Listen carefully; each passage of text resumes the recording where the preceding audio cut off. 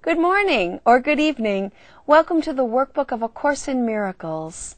Thank you so much for joining us. Today's daily workbook lesson is lesson 181. It's an incredible lesson. Listen. I trust my brothers who are one with me. Trusting your brothers is essential to establishing and holding up your faith in your ability to transcend doubt and lack of sure conviction in yourself. When you attack a brother, you proclaim that he is limited by what you have perceived in him. You do not look beyond his errors. Rather, they are magnified, becoming blocks to your awareness of the self that lies beyond your own mistakes and past his seeming sins as well as yours. Perception has a focus. It is this that gives consistency to what you see. Change but this focus, and what you behold will change accordingly. Your vision now will shift to give support to the intent which has replaced the one you held before. Remove your focus on your brother's sins, and you experience the peace that comes from faith in sinlessness. This faith receives its only sure support from what you see in others past their sins.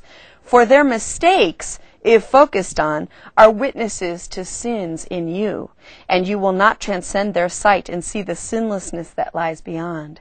Therefore, in practicing today, we first let all such little focuses give way to our great need to let our sinlessness become apparent. We instruct our minds that it is this we seek, and only this, for just a little while. We do not care about future goals, and what we saw in the instant previous has no concern for us within this interval of time wherein we practice changing our intent. We seek for innocence and nothing else. We seek for it with no concern, but right now.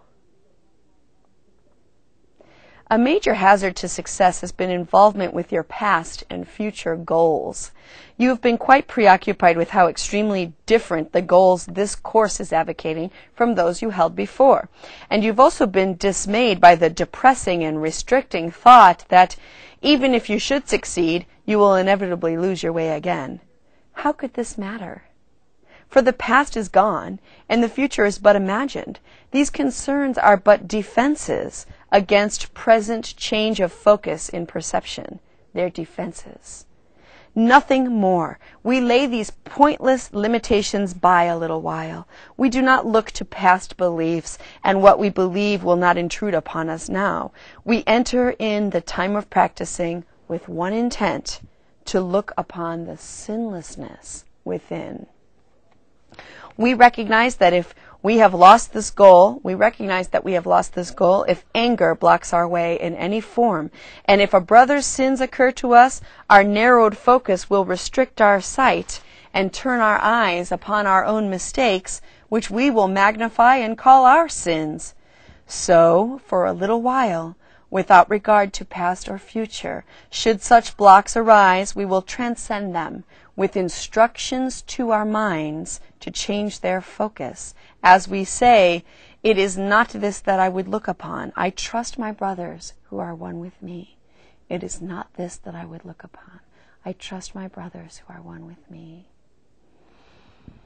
And as we will also use this thought to keep us safe throughout the day, we do not seek for long-range goals.